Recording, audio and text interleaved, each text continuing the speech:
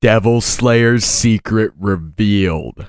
Devil Slayer magic, the magic that we have primarily seen from two characters throughout the entirety of Fairy Tail. Those characters being Gray and Silver Fullbuster, but to say the very least, there are definitely some questions that arise whenever the magic is brought up because of the different effects that we've seen the magic actually have on Gray and Silver. For starters, one of the most notable differences actually stems from the use of the magic itself, where in contrast to Gray, who actually receives markings all along his body whenever he utilizes the magic of a Devil Slayer, we never actually saw Silver receive the same markings on his skin. His skin just stayed normal, so this provides evidence towards their magic. Although in the grand scheme of things it is the same magic, it actually provides evidence towards the magic somehow being different. With the difference between Silver and Gray actually being apparent here, although they utilize the same magic in the grand scheme of things, I actually begin to question where the rift could actually possibly be. What is the difference between the two people who utilize the same magic? So I decided to go and take a look and kind of in a way reference the other forms of Slayer magic that we've seen throughout the Fairy Tail series, and when I focused on Dragon Slayer magic more specifically,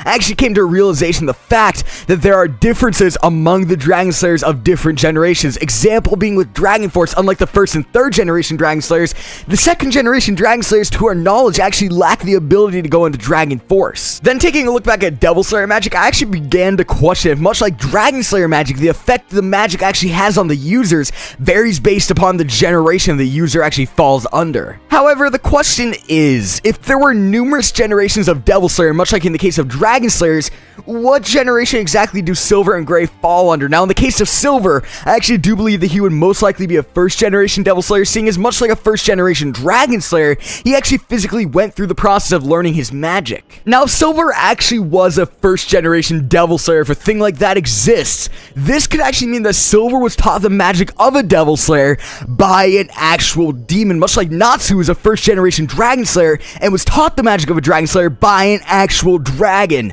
Now, this would actually make sense, seeing as he was affiliated with Tartarus when he acquired his ability to utilize Ice Devil Slayer magic, and Tartarus is made up of a whole slew of demons. In the case of Gray, I do believe they'd actually fall under the second generation of Devil Slayers. We have to bear in mind the fact that prior to being bestowed the magic of a Devil Slayer, Gray was only a mere Ice Make wizard. The reason why I believe Gray actually falls under this category, however, has to do with the way that he received his Devil Slayer magic in the grand scheme of things. Unlike Silver, Gray didn't have to go through the process of learning his magic. He was simply given the power of a Devil Slayer, much like someone like Loxus, who was gifted the power of a Dragon Slayer through the use of a Lacrima, which in return actually caused him to fall under the category of the second generation in terms of Dragon Slayers. Nevertheless, what do you guys believe? Do you believe it's possible that the difference between Gray and Silver, the apparent difference in terms of their magic, could simply be because of the generation gap between the two in regards to their Devil Slayer magic?